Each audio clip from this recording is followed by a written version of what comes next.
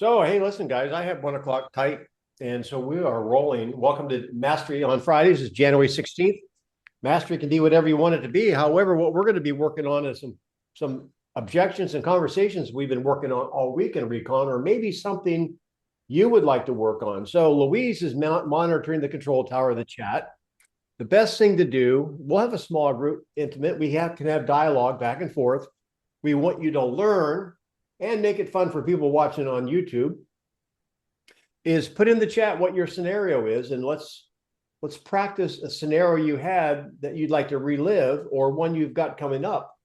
And I'll actually prime the pump a little bit, meaning share some things with you. Like, for example, today on Recon this morning, we do it every day, 9:30 to 10 o'clock Eastern time. This was a scenario that you're the listing agent. We're negotiating a contract. They're $7,500 apart. And the seller says to you, your seller says, hey, listen, I've already lowered my price $30,000. Why won't you lower your commission to make the deal work?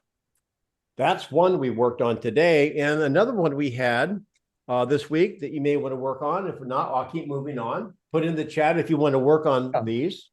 Another one could be, I'm not going to listen to the market. This could be a buyer or seller.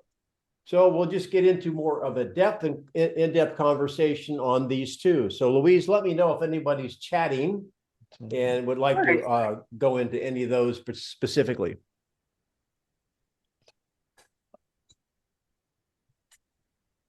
I don't see anything yet, but I just did post our drills from the week.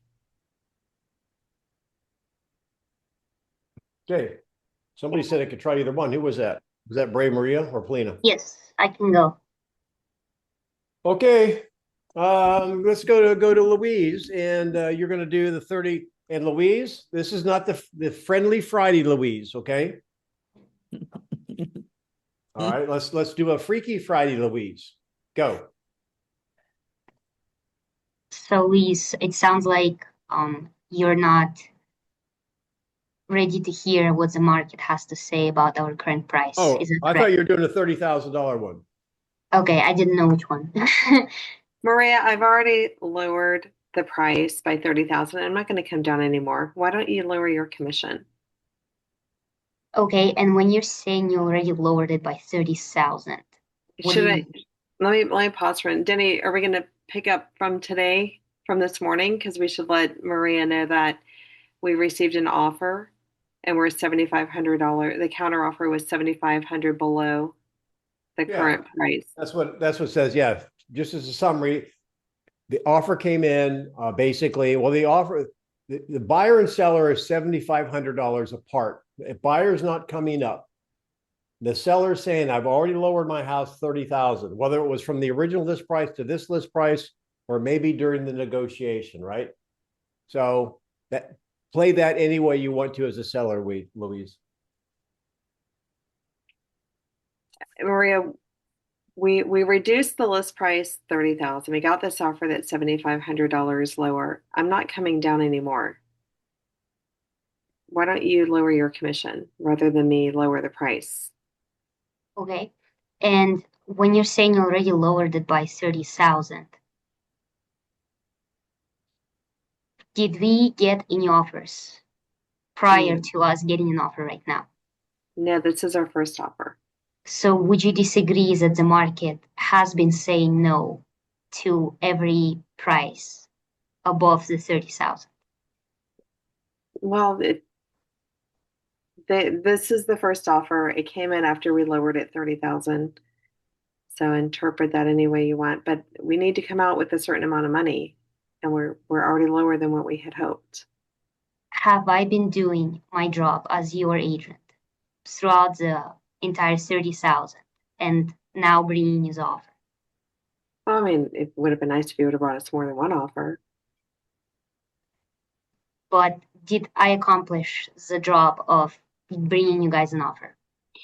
Yes. So how would that benefit you if we lower my commission and if I have been doing my job? How would it benefit me? Yes. It would reduce the expenses and that would increase my net. Danny, I'm stuck. Okay. All right. Great. Thanks for being willing to go first. A couple different things. If you were on Recon, you already kind of know some of this stuff, but for those that aren't on Recon, they're watching basically on YouTube for the very first time. It's not unusual. Case in point, I had this happen last week. I was negotiating a contract. It was $1 million deal. It had 3 siblings, right? Parents passed away. Nobody's in front of me. So you can understand, and the people are all in different spots. And the offer was lower. Have anybody had a lower offer? Well, okay, great. And then one of the sellers says, hey, listen, doesn't the buyer understand I've already come down from this to this? Now, here's what I want you to understand. I didn't really have to address it with those guys because you guys, when you're in a conversation with more than one person, could be a couple, a significant other, could be like I had siblings, and you have siblings that are basically working to move the transaction along, and they're not the stubborn one. Let them do the heavy lifting. So don't be, if you've got one of the sellers leaning on the other principles in the transaction, let them do the lifting. If you start to interject too much, you're going to screw up that. So if they're going to go at it, let them go at it. All right. So I didn't have to address it, but I was ready to address it, because if the seller's house is worth $500,000 and they listed it 700, most likely it's not going to sell. So if they reduce it to 200,000 down to 5, in their mind, they've reduced the price 200 grand. They've already come out. They're bleeding. They're giving their soul.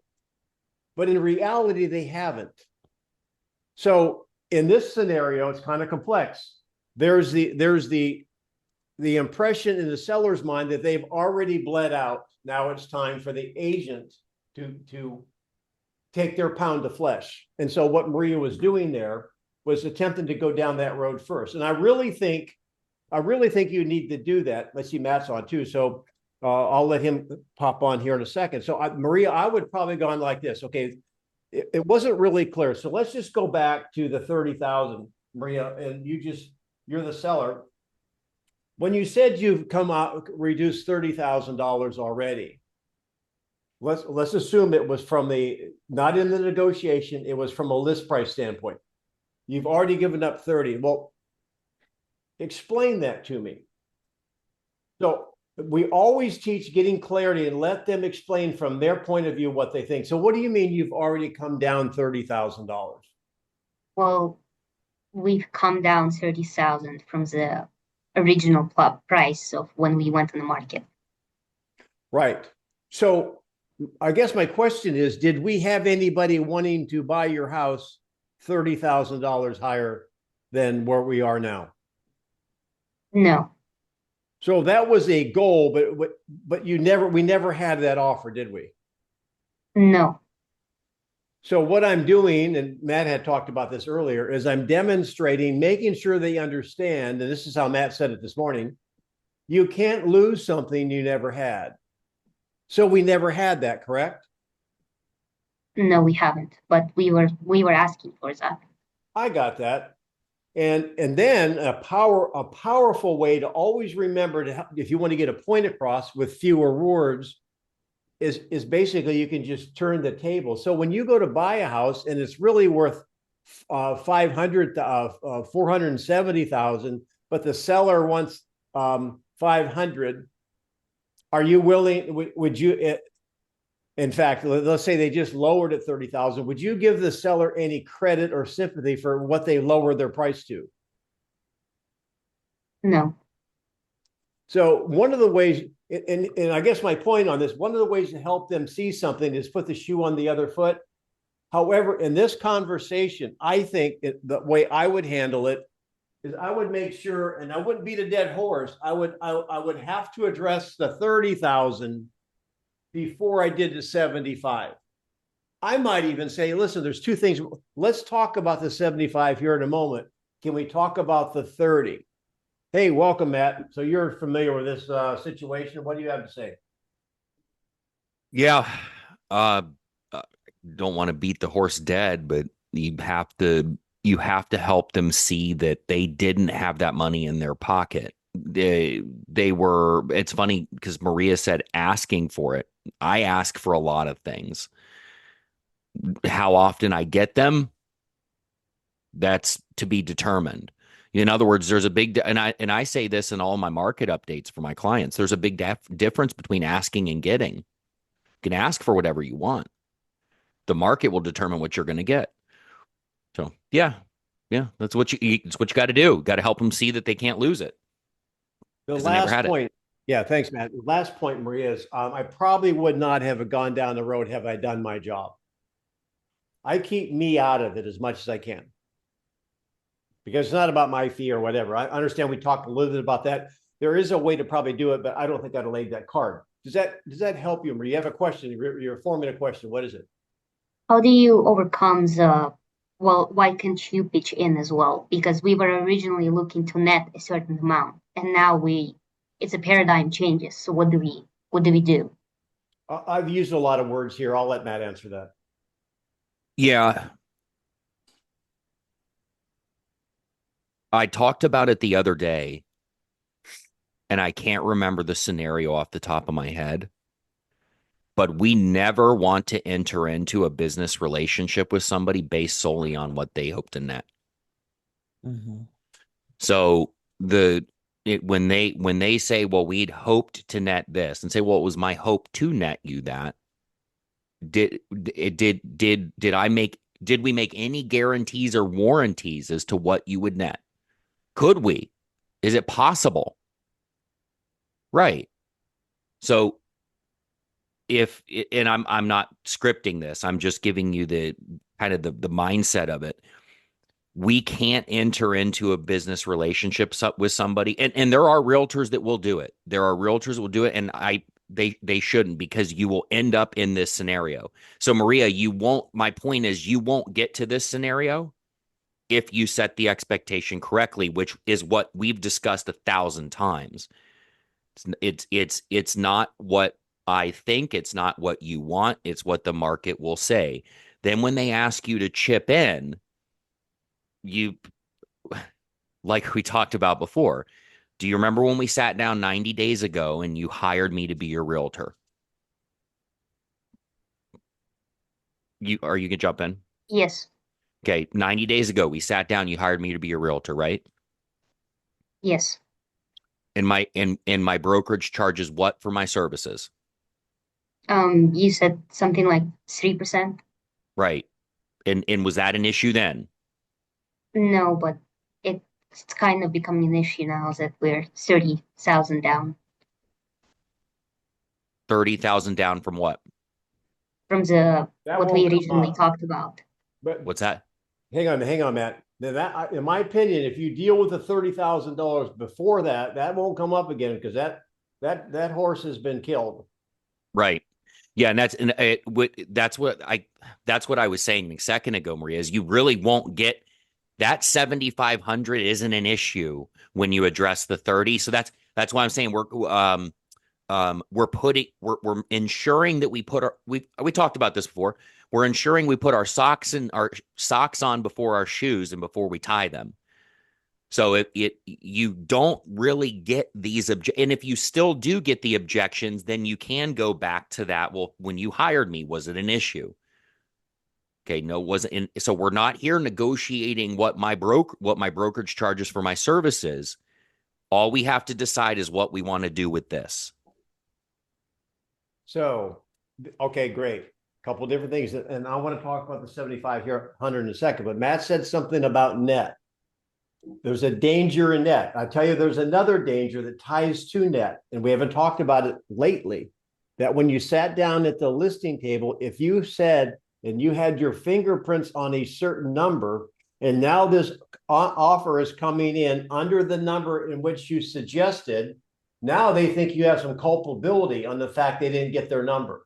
Right. That's why we say keep your fingerprints off the price. Go ahead, Matt. Yeah, remember the famous last words of real estate, and I know the people that I mentor will, but you said. Right.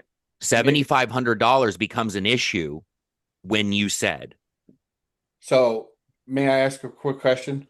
yes, Sure. I know some agents will bring a net sheet to their listing, showing the people that if we sell at this amount, this is what you'll net. Would you recommend not doing that? So I'll give you my 2 cents. First of all, I have a net sheet with 3 numbers on it. When I deliver a net sheet, there's 3 numbers, and one of them is never the list price. It's going to be good, bad, ugly, or whatever. And it's based on market data, meaning I'm not suggesting this is what it's going to sell for, but if it did, these would be the net numbers. Now, I do that. I only do that typically if they're going to hire me. For example, if they're not going to hire me and they're going to interview other people, I'm not even going to go that far on numbers because I'm not going to give that information away. I was on a listing appointment day before yesterday with a friend of mine. He called me and he's going through a relationship issue and wants me to list the home. And he made a statement. This is where the value of the listening comes in about maybe there's a good chance I'm going to list with you. Like, I mean, I hope you hear that. Okay, so tell me about that. I started digging. Well, there's somebody he has to talk to. I wouldn't go into pricing with one of my best friends. I wouldn't walk around the house with him and show him what he needed to do, and he needed to do a lot. So, long answer, if I'm going to give a net sheet, it has 3 numbers. It goes low to high. List price isn't one of them. Number 2, if they do list, I will give them a net sheet that would be, I'm sorry, if a contract comes in at a number they accept, I'll give them another net sheet showing them what the net is on that. That's my answer. What's yours, Matt? I always take net sheets. Guys, it's never what we say, it's what they hear. So when you go in with net sheets, the problem that a lot of realtors have is it's their price, my price. I hear it from thousands of agents over the years saying, I got my price. And they're saying it to me, and I get it, but I don't even want to hear that when you're saying it to me, because that's your narrative. That's your subjective or objective, however you want to look at it. That's you are putting your fingerprints on it. So when I go in with a net sheet, I'll have the market recommended value range, and I'll say, hey, Robert, based off of everything we've gone over today, it would appear that the market recommended value could be somewhere between here and here. Could be. And I set that expectation. And if we were able to sell somewhere between here and here, this is what you may expect to net. This is an estimate. And it's going to change based off of what we sell for. So I set the expectation that then and there, these are the ranges. This is what it appears to be the range. This is what you might net in that event. It's an estimate and it will change. Then we always go back to what Denny and I've talked before. So, well, actually, the way I close in most cases is, would you be a seller in this range? And then we have the conversation about what they'd hope. Make sense? Mm-hmm. Yep. Last point on this, and Louise will go to who's ever next in the chat, is, for example, going to the 7,500. They want you to chip in, right? Okay, so you've covered the 30,000. And so what would be the other side of the coin on that? I'm asking if anyone wants to come up with it. What could you say that would be the antithesis, the 180-degree other side of the coin of that mindset? Hey, listen, I'm selling it for less than I wanted. So I want you to take a discount on the fee. What's the opposite of that? If I sell it for more, then There you I go. have to charge for There you more. go. All right, now ask the question. So if according to your theory, Denny, if we net you more than expected, does that mean I get paid more as well?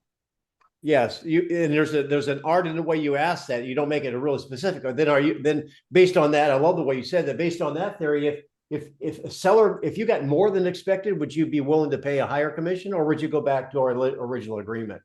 That's the parallel. That's the other side of the coin. Mhm. Always have that arrow in your mind. You don't have to shoot it all the time, but have it ready. Yep. That's good, Maria. And guys, you can use that on time as well, because I've had that where, you talk about the average days on market being 30, 60, whatever the average days on market are. And then I always say, but the very best deals can still sell in a day for over list price. Sell in one day for over list price. And invariably over the years, I've gotten a few clients that have said, well, you sold that so fast, I feel like you should give me a discount. Yep. And what I've always said to them is, okay, well, if it took me a year, could I charge you more? Yeah. And so that it's the same parallel there. All right, well, hey, let's talk about the $7,500. So, my brokerage charges X% for my services, and that was okay in the beginning, right? Okay, and if we had put it on the market day one and we got an offer for $580,000, you're at 500. Could I come to you and negotiate for more? The answer is probably no. And that's what my answer is going to be now. It's we're not here to negotiate my brokerage charge. Right. One other quick question. You reference that way, that my brokerage charges this amount. Is that how you phrase that? So like when I've never said my brokerage, I'm like, this is what I charge. So Yeah, you reference it to your brokerage. Is that that's just 20 years of neuro-linguistic programming from my father-in-law. It's just, that's how it rolls off my tongue. It's, my brokerage, because remember, I started as a buyer's agent 100 years ago. right? So whenever back, and I always used a buyer brokerage agreement or a buyer loyalty agreement that we crafted. And when I would get to it, back in the day, we could use semantics with words. The sellers pay the this, I'm going back years, guys, so don't remember this.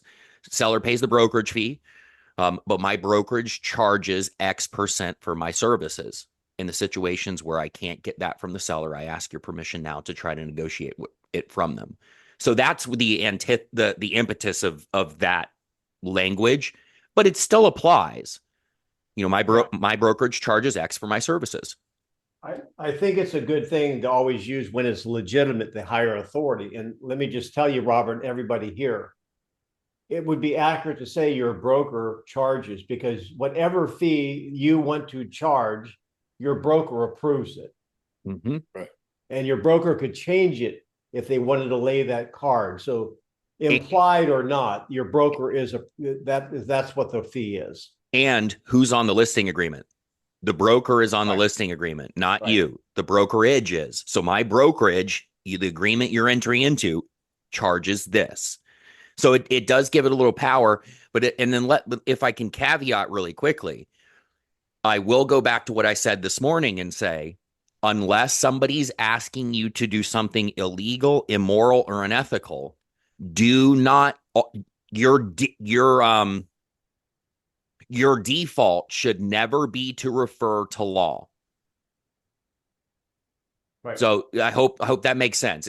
Because there's some agents, and I'm not picking on anybody, but there are some agents that whenever they get asked a question about anything, their default is you have to because it's X or because it's law. That needs to go away. That has to stop. A couple of practical examples. Here's where it's going to come in. They might be talking about, I had a guy ask me a long time ago, don't be offended anyone. I'm just telling you a real life story. A guy came in from New York. This is 100 years ago too, maybe 110 years ago. And came in my car and showing him around. And he said to me, do you have any undesirables living here? And that really set me on edge in my mind. But one of the things, you could be good looking and smart like Matt, or I just have a quick wit. And remember, the guy's from New York, right? I said, what do you mean, people from New York? So people are going to ask you questions that you can't answer, or they're going to say, talk about what's the standard fee. You can say, hey, listen, my broker charges X without going into antitrust law. That's what Matt's saying. As soon as you try to act and pretend like you're an attorney giving a legal opinion, that's where danger comes into it. So danger, Will Robinson. Yeah, because 9 times out of 10, the individual saying it is not quoting it correctly. It's actually not law, or it's not what they say it is. Then when that client checks you, you never save face. You never can save face. And then Tom asked in chat the different term I use for the buyer brokerage agreement, buyer loyalty agreement.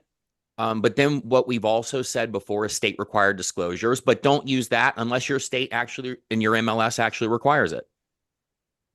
If you like buyer loyalty agreement, I'm going to give you an idea. So Louise, I'm coming to you next. Okay. And then we got a hand up on Mario. What I like better than buyer loyalty agreement is called an agent loyalty agreement.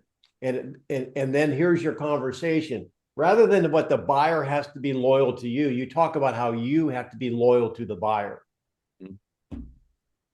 Fair? All right, who's next? Next up is Paulina going through the Tuesday scenario, which is I'm not doing anything until I see what the market does. I'm not going to listen to the market, that one, or Yeah. this one. I'm not doing anything until I see what the market does. Either one. All right. So, okay. You probably role play with her all the time, Matt. And go ahead, Louise. You role play with her. Okay. Maria, Paulina, I'm not going to do anything until I see what's going on with the market. Okay. And what are you looking in the market? Well, I'm hearing it's a buyer's market, but obviously we want to sell our home, and it doesn't seem to be favorable to sell our home in a buyer's market. Mm-hmm. And what indications are you looking at to say that it's a buyer's market? Well, the metrics you showed us show more than 6 months of inventory, and you told me at the listing presentation that's a buyer's market. So we're still there. Mm-hmm. I see. Okay. And Louise, what happens if you stay where you're at and not move until you see the seller's market? I just postpone my plans for a year. Postpone for a year. Okay. And let's say a year from now, nothing changes. What is your plan then? Well, I find it hard to believe that the market wouldn't have changed in a year. I guess I'd have to revisit the plans. Mm-hmm. I see. And Louise, originally, why are we selling this home? Oh, so we're selling the home so that I can move closer to Jupiter, so I can be in the school district where my daughter is. Her school is in. Mm-hmm. And if your daughter postpones the school district that you're looking for her, is that gonna cause any problem for her? Well, she's at the school. It's just not so convenient that we need to drive her there every day instead of her just taking a bus. Mm-hmm. I see. Okay. And please, going back to the market changing, what's causing you to think that something will change in a year? Let me gong you real quick. The market's going to change. I don't think anybody in here would disagree. So here's what we say. Louise, market's going to change. The market is absolutely going to change within this next year. The market changes every year. If it doesn't do what you hope that it will do, what is your very next step from then? It seems like I'd be in a worse position now or then than I am in now. That's your role play, love. Well, all right. Well, I'm kind of curious, Matt. So, was there any discussion? I got a little distracted reading the chat. The chat. Was there any discussion on what metrics they're looking at? Is there not a thermometer or? She said the metrics that you presented, like she said the stats you presented, but then we didn't really dig deeper on that. So I I agree. When they say the metrics you presented, okay, but what specifically are what are you hyper focusing in on there? The 6 months of inventory. You told me that a 6 month inventory means that it's a buyer's market. Right. And what would you like to see inventory to be before you'd be ready? I'd like it to be a seller's market. And I think you said that would be between what, 0 and 3, 4 months? Traditionally a seller's market's anything under 5 months. So the second, just so I understand, the second we see 4.9 months of inventory, would you be ready to sell? Yeah, we'd be in a seller's market then. Oh, boy. Would you then go, would you need to sell in order to buy? Yes. It's a Yeah. house, isn't it? Yeah, Yeah. obvious road. Let me just see. Let me throw. I got a wild card for you here in a moment. This is. All right. Have you ever had a conversation? Now, Matt maybe have, because he and I have been around 100 years. Probably had every conversation, at least his father-in-law. Ever had a close enough relationship with someone, or just frank enough relationship? You're going to say, you're going to have a Cocker Spaniel head cock thing and say, can I just like ask if you're nuts? Mhm. I mean, say something that gets their attention. No, wait a minute. No, wait a minute. No, wait a minute. Wait a minute. May I just throw a flag on you, Louise, just for a moment? And I would say this in a conversation. Are you telling me that if there's a seller out there that basically is going to sell at half price, but the months of inventory hasn't changed, you don't want to even consider that house? Is that what you're saying? No, that would be a great deal. So what I'm doing, no matter what metrics they point out, and she's pointing out one would be probably a little bit way out there, but but doesn't matter. Whatever metrics they point out, all you have to do is ask them if a deal of a lifetime came up, but that metrics wasn't met. You're telling me not to even let you know about the house. Is that your methodology? I mean, sometimes you just have to go like lapel to lapel with them, Matt. Yeah. It's guys, we really like parallels, analogies. Gold prices are going crazy right now. Silver prices are going crazy right now. And so a year ago you could have bought gold at $2,000 an ounce. Well, I just bought a bunch of it yesterday at $4,600 an ounce. But Wow.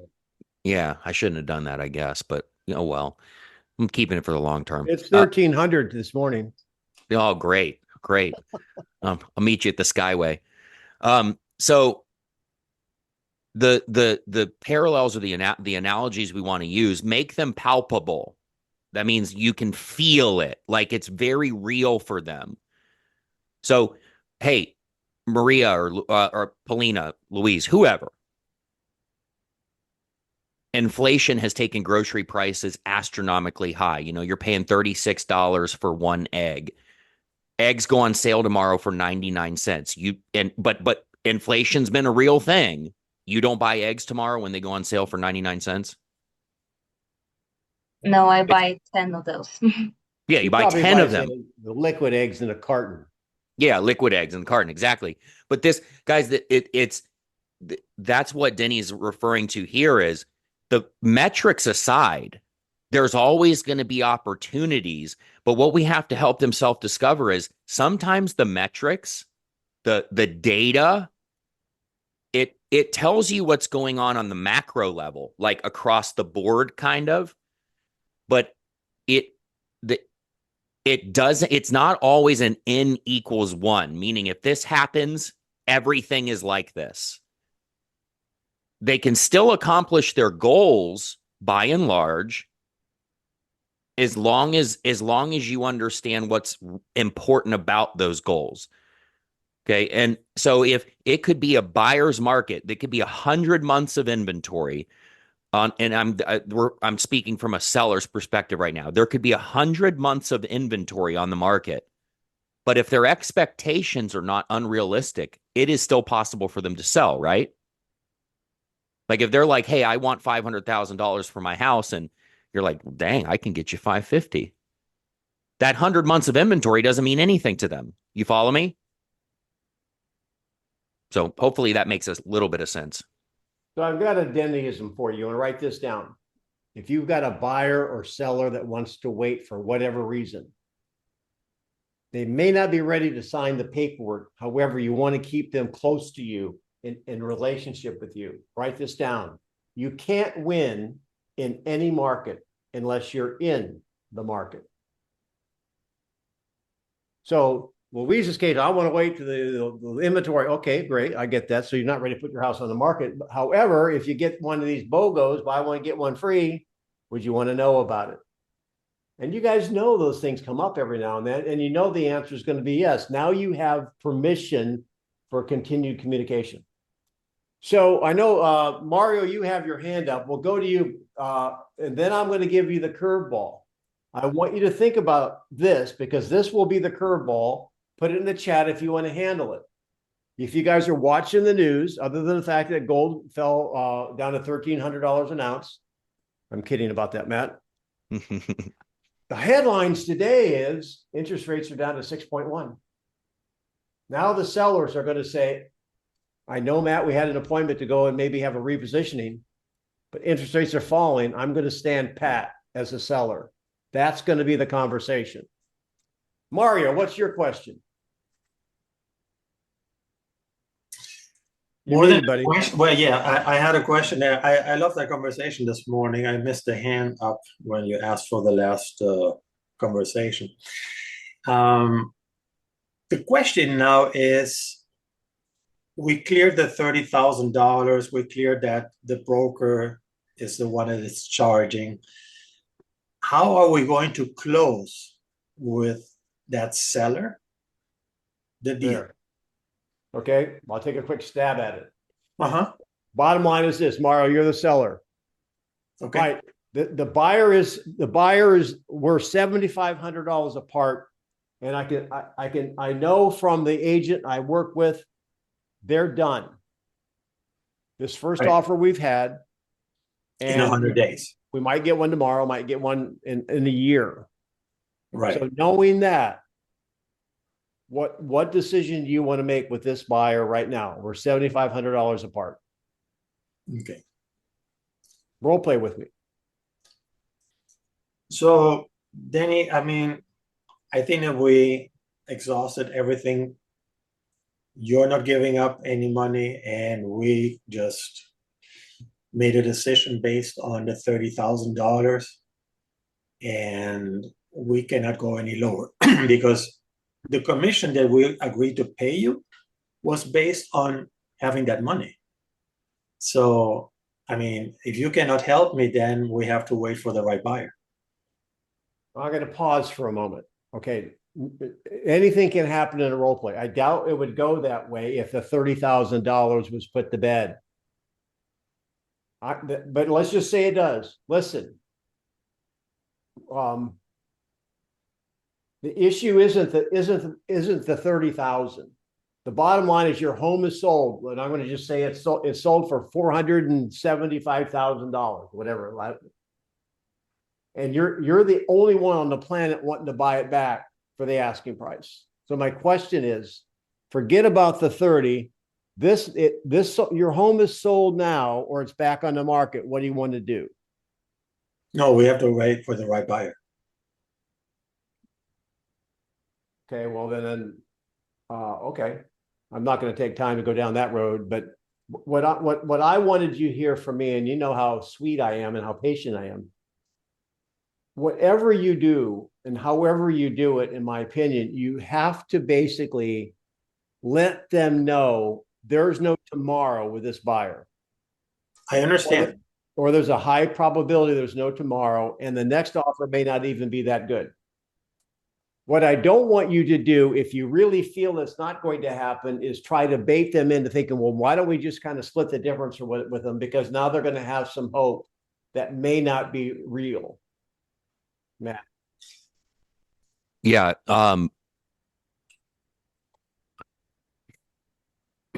So like I talked about earlier this morning, Mario, and if you missed it, I'll just summarize it. I always go to the pain scenario, and I do the same thing with my buyer clients when they want to make an offer and we get to this point in the negotiation. So we're $7,500 apart right now. We're not going to accept this offer. Okay. I'm your realtor. I'm having this conversation with you. We're Yes. not going to accept this offer. Okay, $7,500 difference. How would you feel if you go to sleep tonight not accepting this offer? We lose the buyer and we never get an offer like this again. Or what, we never get an offer again, or worse yet, we get offers that are less than this and they won't come up. Would you be disappointed that we didn't accept this now? Yeah. Okay. Would Yeah. you? I guess I missed that because that was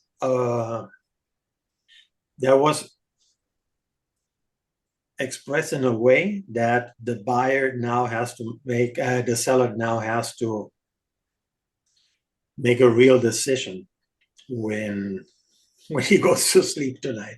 Well, yeah, but do you see the point though? Yes. That's where I go with that. So I tell my client, Mario, you're my client. We're not going to accept this offer. If I understand you correctly, we're not going to accept this. Do I have that right? Would you include by any chance? And I support you either way.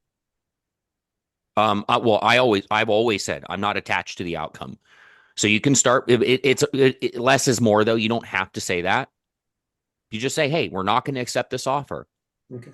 Okay, but now I have to ask you a very real question. Okay, we're going to tell them to pound sand. We're $7,500 apart. Tomorrow morning, when you wake up and this buyer is gone, if we don't, moving forward, if we do not get any offers, or worse yet, the offers start coming in considerably less than this, would you be disappointed that you didn't accept this? Okay. And if they say no, I wouldn't be disappointed and I want to wait for the right buyer. Great. How long are you willing to wait? I'll wait with you as long as you're not upset at me with how the market responds. And guys, here's the cool thing, bringing it back full circle. How long would you be willing to wait for the right buyer? Oh, long, blah, blah, blah, years, right? Great. Then I'll wait years with you under one condition. Would you like to know what that condition is, Mario? Go ahead. You don't get upset with me based on how the market responds, and we never revisit this commission conversation again. Right. Because I have used that to get leverage again. Thomas, I think Thomas, there may have been somebody else. I saw Thomas raise his hand to go for the curveball of a seller digging in their heels because interest rates are falling. Is there anybody, did I read that right, Louise? What was that? I think Thomas raised his hand to do the curveball, a seller not wanting to lower their price now. The interest rates have dropped to 6.1% as of today. Yes. Who am I doing it with? Thomas, you ready? Okay, here we go. I'll take it. I'll be the seller because you know how sweet I can be. So, hey, listen, I know we had talked about it last Friday on your call that if we didn't get a showing, we should maybe reposition. I'm using your word now. However, I don't know if you heard the news that the rates are dropping. They're down to 6.1%. And I think they're going to go lower. So I think we should pause the conversation about lowering the price. I think the market may be coming our way. That's great, Denny. I can totally understand how you'd see that. Lower interest rates do mean that there is more affordability for a buyer. But let's look at where your position is right now. You've been on the market for 120 days, and we still haven't seen an offer. In fact, we're not even seeing buyers that are coming through the property. What has you think right now that that buyers are going to suddenly come flocking to your door to give you an offer when we haven't repositioned the price at all? Well, we had a conversation last week, so I knew all that 120 days, et cetera. And I just think that now that they said, then reading it 6% is a magic number, and the 6% could be right around the corner. So, I mean, why would you sell something a few weeks before it may be worth more money? So I think it might just be worth my while to wait. Well, I can understand that position for sure, but the fact of the matter is you still have the same competition, and very shortly you might even have more competition because of seller thinking that the market's improving, just like you're kind of thinking. We need to get that price in a competitive range so that we can actually get people coming through the door and making an offer. So, what do you say that we get that into the price range that's going to help you get to Tuscaloosa, when you wanted to. Are you in Tuscaloosa? No. All right. Well, all right. That's a minute and a half right there. I've made some notes, but I played the role play, so I'll let Matt go first, and I'll fill in some blanks if I think they need to be filled in. So I don't think I'll give the exact words in this scenario, but what I will say is we remember earlier we talked about Kelly not being hungry for a sandwich. Yeah. Denny might not be hungry for a sandwich right now either. And we don't want to cram it down his throat. He's not going to be, or I'm sorry, we could cram it down his throat, but he's probably still not going to be hungry for that sandwich. So we want to veer away, and we want to be vehemently against telling them what they should do based off of what's going on. It's like, hey, rates could go down, but I think you're stupid for wanting to stay here. I think you should really reduce the price regardless of what rates are going to do. And I'm obviously paraphrasing in great detail there based on what you said. So what we have to do is we have to help them self-discover by asking very good questions. If he wants rates to go down, so if we stay right where we're at, we don't do a thing, and rates don't do what you hope they're going to do, what will you do? And how long are we going to continue on this path? Fair? Versus, here's a sandwich, Denny, open wide. I made a couple quick notes, Thomas. Thanks for raising your hand on that. Fact of the matter. I guess there's some facts involved. If my house has been on the market 120 days, what facts can you give me, you guys? What buyers will think of your home being so long on the market? I would argue that's not a fact.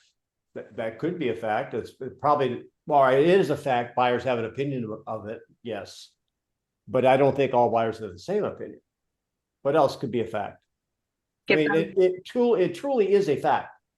Give them the actual days on market. How many market. showings we've had, how many offers we've had. Well, that's a fact. All right. So we had 3 showings, no offers, 120 days. What do we know? The median time to contract. No, you guys are missing it. How are you? I would recommend you never go down that road. Overpriced. Is overpriced. Right there. Over- So two people. Yeah. Mr. Chan and Yeah. Takesha, you guys kind of hit it. We know what's not working. So, the like Denny uses the shopping mall analogy. You go by that one store that's got Saks Fifth Avenue filed for bankruptcy, by the way. So you go by the shopping mall and they've got that dress and the display case, and it's $1,000. And man, we've been going by that for months and months and months and months, and that $1,000 dress hasn't sold. Well, we know that it's probably not the dress, and you probably can move it over to the other display case for $1,000. It probably still wouldn't sell. You know what the market's saying no to. Well, basic fact is right. You guys are right. The basic fact is the market is speaking. The market always speaks. It only knows how to say no, and it acts on yes. So I go back to the fishing forum. So go back from a fact standpoint. We know that the market has said no to that and is still for sale, right? The other thing that you said, and we've covered this before. We need to. I think we had covered this maybe last Friday, Matt. you want to get rid of like we don't need to do anything. It's going to be a choice. It's going to be a choice of what you do, and we don't have to do anything. So approach it, Tom, from an agnostic position. When you do your follow-up calls, I want you to be agnostic and not force. I'll use Matt's metaphor. Don't force the sandwich on them. Say the market's saying no. All right, now interest rates are going down. You might be right. Now I will give you a great knuckle bump because you brought up a great point, but you would want to ask a question. So, do you think there's going to be some other sellers out there that think the market's going to be getting better and they're going to put their home on the market, which would create more competition and work against you? All right. Or what happens that you have to be in Albuquerque or wherever you said Tuscaloosa, by June. So you have to go to what their motivation is. But again, all you can do, and I'm just going to use this as a final answer, is my shoulder's not so great. My doctor wants to operate. I'm not ready for the operation. He's never, Matt, tried to force me a sandwich to get the operation. He just says, Denny, every time I do a cortisone shot, your joint is getting weaker and worse. In fact, he's telling me the longer I wait, the worse it gets. Does it sound like that in a real estate market, particularly in Florida? Mm-hmm. So you have to show them the pain of not making the decision, but not push them to that pain. Does that make sense? Yep. Who's next, Louise? Anything. You can do that, or it's potluck right now. We've got another 10 minutes to go. Next I brought up Tuscaloosa because I just have a new agent in my downline there. So that I hear it's a nice town. D. Giles has been Yes. patiently waiting. Hello. Hi. So the one I wanted to go over, Don, I still don't will have a way, but I'm not going to listen to the market. So he was supposed to be a buyer, and at the end he said, well, can you still help me? And I said, yes. So I want to kind of go over that. I still didn't have a way to even think about how So I could. Don did that? Yeah, Don did that. So Kelly, are you able to do this? We can do this? Yeah, I can do it. Go. Hey D, listen, I am not gonna listen to the market. I think I have a unicorn here. No, hold on. Let me jump in real quick. Kelly, so Yeah. Don was a buyer and Don was a buyer in that situation. He's not going to listen to the market. He was looking for a really good deal, wanted a huge sticker price on discount on the sticker price kind of thing. And then was saying, I want to take advantage of somebody. Can you help me there? Oh, okay, I remember it. Yeah, okay, my fault. I was reading behind Denny. Yeah, go ahead, D. You know what it is. Okay, so I understand, Kelly. So you don't want to listen to the market. Tell me more exactly what you mean about not listening to the market. What does that mean? Well, I think someone's gonna be in distress, and I think when we can find that distressed person or that just distressed seller, it may be time to pounce. I see. So you rather wait until someone until we find someone that's in distress to be Well, able to move forward. I would have to assume that at all times there's someone that's distressed because there are people that don't pay their mortgage on time. They got to be, 90, 120 days out. And so they're distressed. They got to do something, right? I see. Well, how long would you be willing to wait for that? You tell me, you study this stuff, right? Yeah, but what I want to know is how long will you will say, no, I don't want to move forward. Hey, D, one thing that's going through my mind is, okay, so is this a house he wants to live in or a house he's buying for investment? That would be a kind of a cool thing to find out because an investment would not necessarily have a timeline on it. Might be a 1031 or if it's, so I'd drive down that road and see where it goes. Okay. So Kelly, so is this a house? Tell me again, why are we trying to buy this house? Is this a house for investment or Less words. What are you gonna do with this thing? okay? Yeah, when are you gonna What are you gonna do with this thing, Kelly? I'm going to live in it for 3 years and then sell it. Okay. So for 3 years, and Have you done that before? Is that kind of your MO, Kelly? is it okay? Kelly, is that one? He answered that to me like he's done it before. He's got a plan. Did you guys? Right. So Did you hear that? I mean, that's what I heard in his voice. Did you hear that, Matt? yes. Yeah, yeah. That's it. It sounded like he was familiar. He was fairly astute at doing this. Yeah. So here, I'll help you real quick. Thank you. So you want to live in it for 3 years, and then you're going to sell it. Yes. How often do you do this?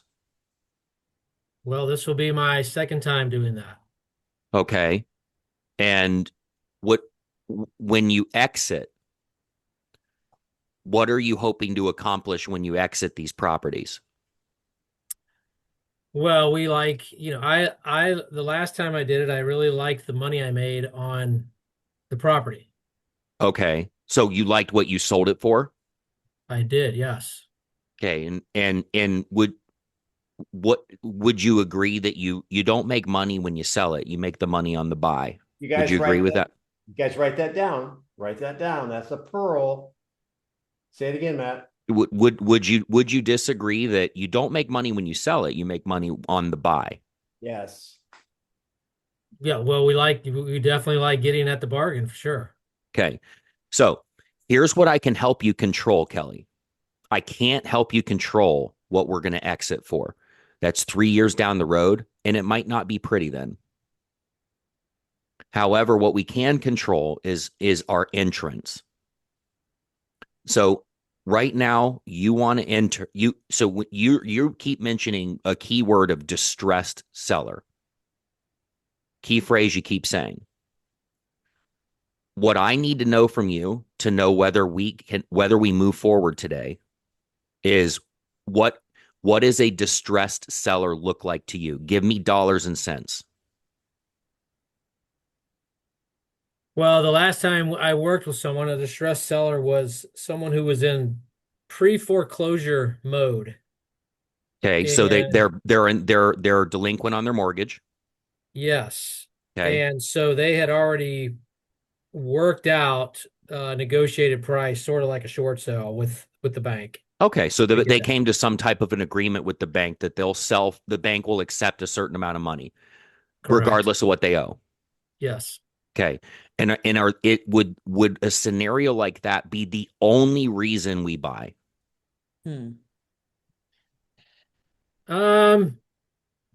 Well,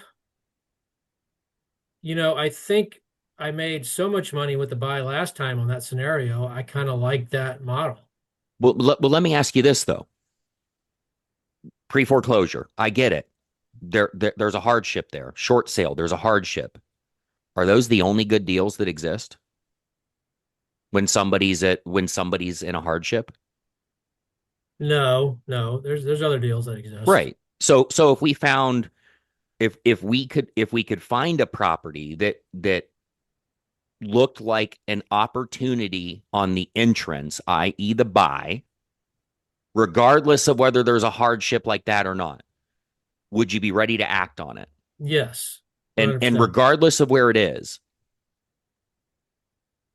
Well, I think location might be. Now, okay. Now this is a great point right now. I wrote that down. Share a molecule. I'm going to pause you just for a second, Matt. Just for a second. Mhm. What he's doing is, and I run into this all the time. People are looking for a good buy. Now, what's interesting? Where did this conversation start, D? I don't want to listen to the market. Well, that's not really what he's thinking. That's how I articulate it. What he does is he doesn't want to follow the bulk of the market. He's like that animal that, like a shark, that's listen for the flip or the fish is floundering. He's looking for that. But now Matt's going to point on here's where the rub's going to be. What's going to drive the decision? The investment. I found it. It's a great buy, probably something you can sell in 3 years. Oh, it's not in the school zone you want. See, people try to like, I want to invest in a home, yet I want these 15 things also, and I want a place for my bird baths. So what's the probability, you guys, those things ever line up? Not great. So that's where Matt's going. So go ahead and land the plane, Matt. Yep. Yep. So the last thing I asked you, Kelly, was so if we could find if we could find that type of opportunity where it looks like a good entrance, regardless of would you be ready to act on it? Yes. Regardless of where it is. No, regardless of where it is, no. I want to be, I'd like to double check that Okay. before regardless. Not a problem. Where would we like it to be specifically? I want it to be Blah, within the blah, South blah. Tampa region, Right. blah, blah, blah. Got it. Okay. And if you're not able to find what will you do if we're not able to find an opportunity like that in that area? Are you a buyer? Well, my preference is there, but what are you suggesting here? That I go outside of that area? What other areas would you consider? Blah, blah, blah, blah, blah areas. Okay, great. So if we could find one that checked those boxes in those areas, would you be ready to act now? Yeah, I would consider those, yes. So Consider or be ready to act right now. Well, I think I'd be ready to go. Okay, perfect. to kind of put a bow on it. If there were one home available, I'm going to give you a scenario, and this is what Matt's doing. I'm just kind of rushing it forward a little bit. One home, it gives you the investment potential, but doesn't meet your personal criteria. Would you buy it? Would you own it? No, I need an answer. Yes, I would own it. Yep. All right. If there were one home available that didn't meet your investment criteria, yet it met your other personal criteria, would you buy it?